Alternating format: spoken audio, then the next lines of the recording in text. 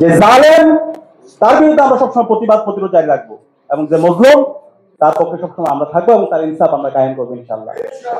শহীদ আবরার ফাহাদ এই দেশের প্রজন্মকে, এই দেশের তরুণ প্রজন্মকে নতুন ভাবে উজ্জীবিত করেছে।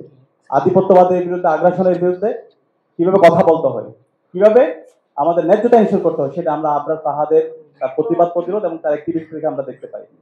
আজকের যে জুলাই বিপ্লব হয়েছে, সেই জুলাই বিপ্লবের বীজটা মূলত শহীদ আবরার ফাহাদ বপন করে দিয়েছিল। এবং আবরার ফাহাদের শাহাদাত পরবর্তী আপনারা দেখতে পারেন বাংলাদেশের প্রতিটি ক্যাম্পাসে ক্যাম্পাসে একটা প্রজন্ম তৈরি হয়ে গেছে।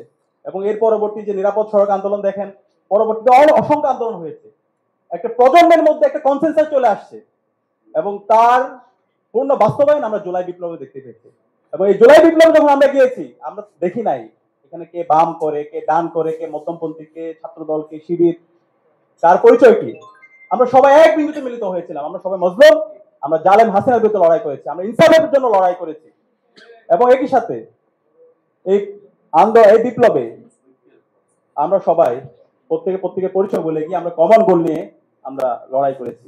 আমরা যদি দেখতে পাই যারা শহীদ হয়েছে, শহীদ আবু সাইদ, শহীদ ওয়াসিম, শহীদ শান্ত, শহীদ আলী রায়হান, সকল শহীদদের আকাঙ্ক্ষা, সকল শহীদের যে স্পিরিট, সেটা আবরার ফাহাদ যে চেতনা লালন করতো, যে আকাঙ্ক্ষা লালন করতো, সে একই আকাঙ্ক্ষা সবাই লালন করতো।